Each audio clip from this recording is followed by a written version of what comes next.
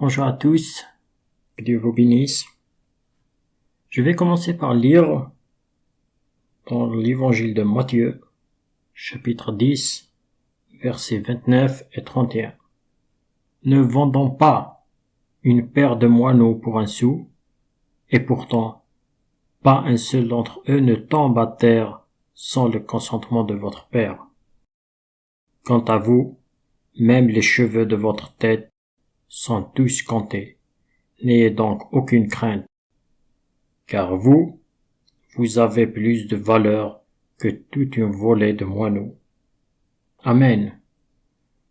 C'est un beau passage qui nous donne beaucoup d'encouragement par rapport à notre situation, par rapport à l'image que nous avons devant Dieu. On n'est pas créé par hasard, on n'est pas dans ce monde par hasard, mais Dieu nous a choisis. Dieu nous aime, il nous a donné la vie, c'est pour un but, parce qu'il nous a choisis, avant que nous le choisissions. Des fois, dans cette vie-là, on essaie de se comparer aux autres. La comparaison qui est là, elle nous pourrit la vie. Des fois, on se compare aux collègues, des fois, on se compare aux autres frères, telle personne il est petit, telle personne il est grand, telle personne il a une voiture, telle personne une maison, l'autre il a de l'argent, l'autre il a des voyages. On commence à se comparer aux autres et ça commence à pourrir notre vie et à se sentir mal dans notre situation. Des fois, ça nous arrive d'arriver jusqu'au point de se dire que ce qu'on a entre les mains n'est jamais assez pour nous. Et ce que les autres ont devient une obsession, que tu peux finir par vivre aux dépens des autres. Ce qu'ils pensent de toi, ce qu'ils auraient fait à ta place, ce qu'ils aiment chez toi, et ce que tu leur apportes, et tant d'autres questions. Tu finis par te construire une réalité plaquée sur la leur, sans savoir comment te voir autrement qu'au travers de leur regard sur toi. Et pourtant ta façon de te voir n'a pas besoin d'être rythmée par ce que les autres pensent de toi. Lorsque tu te regardes comment Dieu te voit, c'est alors que tes insécurités sont vaines. Il faut se poser la question comment Dieu nous voit. C'est ça la principale question et la principale préoccupation. Que ce soit dans nos actes, dans nos vies, dans nos pratiques quotidiennes. Est-ce que ce que je fais plaît à Dieu, oui ou non? Et comment Dieu te voit-il aujourd'hui?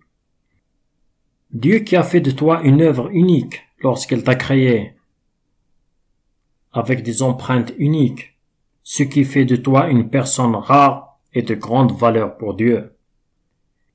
Tu es tellement précieux aux yeux de Dieu que même le nombre exact de tes cheveux est compté, comme nous le dit la Bible. La référence que nous devons avoir, c'est la parole de Dieu. Le regard que nous devons faire attention, c'est le regard de Dieu. Comment Dieu nous voit. C'est à ce moment-là qu'on va commencer à se sentir plus joyeux, plus heureux, en essayant de faire la volonté de Dieu, la volonté de celui qui nous a créés, de celui qui nous a aimés, de celui qui nous a choisis. Nous vivons dans un monde éphémère, un monde volatile. Les choses évoluent quotidiennement, les situations évoluent quotidiennement, même si des fois notre vie ne semble pas évoluer comme ce monde-là. Mais il faut pas oublier qu'on va tous dans le même sens, que ce monde-là un jour nous allons le quitter, et derrière il y a une éternité. C'est cette éternité qu'il faut préparer. J'ai pas dit qu'il faut négliger les autres. mais de ne pas se souffrir, de ne pas souffrir du regard des autres, de ne pas se rendre malheureux en fonction du regard des autres, ne pas se comparer tout le temps, parce que quoi que nous fassions, quoi que nous disons, quoi que nous sommes,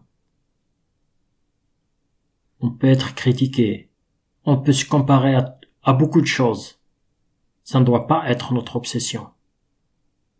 Ça ne doit pas nous pourrir la vie. On doit remettre nos vies entre les mains de Dieu et le laisser nous guider. Laissez-nous bénir, nous remplir de son amour et être joyeux en marchant toujours sur ses pas. Voilà donc la petite méditation que j'ai voulu partager avec vous. Et je vous dis que vous êtes des personnes, des hommes, des femmes, des enfants de Dieu qui vous a créés. Il vous aime tel que vous êtes. Suivez son chemin. Vous allez retrouver la joie qu'il souhaite. Il veut que vous soyez dans la joie, pas dans la tristesse. Il a donné Jésus sur la croix pour que nous vivions, pour que nous soyons pas aujourd'hui esclaves des regards des autres, esclaves de la comparaison, esclaves de ce monde. Que Dieu vous bénisse et soit toujours avec vous. Amen.